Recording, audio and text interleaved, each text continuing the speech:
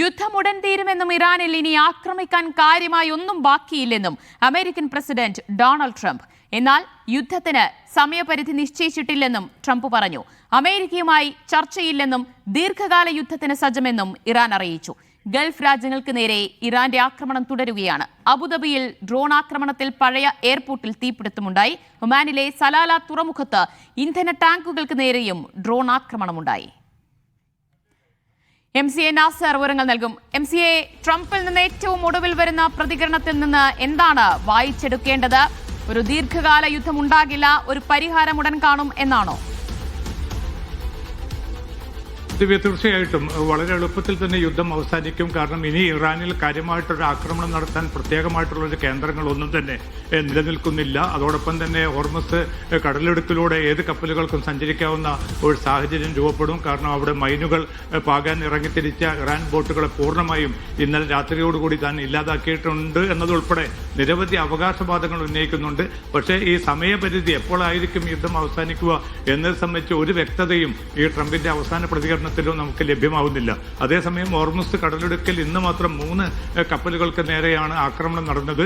അതുകൊണ്ട് തന്നെ ട്രംപ് അവകാശപ്പെടുന്നത് പോലെ വളരെ സുരക്ഷിതമായിട്ടുള്ളൊരു കപ്പൽ യാത്ര എന്നത് അസംഭവ്യമായിട്ടുള്ളൊരു സാഹചര്യം തന്നെയായി തുടരുകയാണ്. അതോടൊപ്പം തന്നെയാണ് ഇറാനിൽ നിന്ന് അയൽ രാജ്യങ്ങളിലേക്കുള്ള ആക്രമണവും വളരെ വ്യാപകമായി തന്നെ തുടരുന്നതായിട്ടുള്ള റിപ്പോർട്ടുകളാണ് പുറത്തുവരുന്നത്. അബുദാബിയിൽ പഴയ എയർപോർട്ട് കെട്ടിടത്തിന് തീപിടിച്ചു. ആ തീ പൂർണ്ണമായിട്ടും നിയന്ത്രണ വിധേയമാക്കിയതായ റിപ്പോർട്ടുകൾ പുറത്തുവരുന്നു. അതോടൊപ്പം തന്നെയാണ് ഒമാനിലെ സലാല പോർട്ടുമായി ബന്ധപ്പെട്ട അവിടുത്തെ എണ്ണ ടാങ്കറുകൾക്ക് നേരെയും ആക്രമണം നടന്നു. ഇത് ആദ്യമായിട്ടാണ് സലാലയിലെ പോർട്ടിലെ എണ്ണ ടാങ്കറുകൾക്ക് നേരെ കൂടി ഇറാൻ ഉന്നം വെക്കുന്നത്. അപ്പോൾ സ്ഥിതിഗതികൾ ആ അർത്ഥത്തിലുള്ള ഏതെങ്കിലും അർത്ഥത്തിൽ ഒരു ശുഭസൂചന നൽകുന്ന ഒരു വാർത്തകൾ വരുന്നില്ല. പക്ഷേ എങ്കിലും ട്രംപ് വലിയ പ്രതീക്ഷയിലാണ്. ഇറാൻ ഇതോടുകൂടി ഇല്ലാതായി തീരുകയാണ്, ഇനി അധികകാലമൊന്നും ഇറാന് ഈ സ്വഭാവത്തിൽ നിലനിൽക്കാനാവുകയില്ല എന്ന ഒരു അവകാശവാദത്തിൽ തന്നെ ട്രംപ് നിലയുറപ്പിച്ചിരിക്കുകയാണ്. പക്ഷേ ആഗോള വിപണിയിൽ എണ്ണവില വീണ്ടും ഉയരുന്നതിന്റെ പ്രവണത വളരെ ശക്തമാണ്.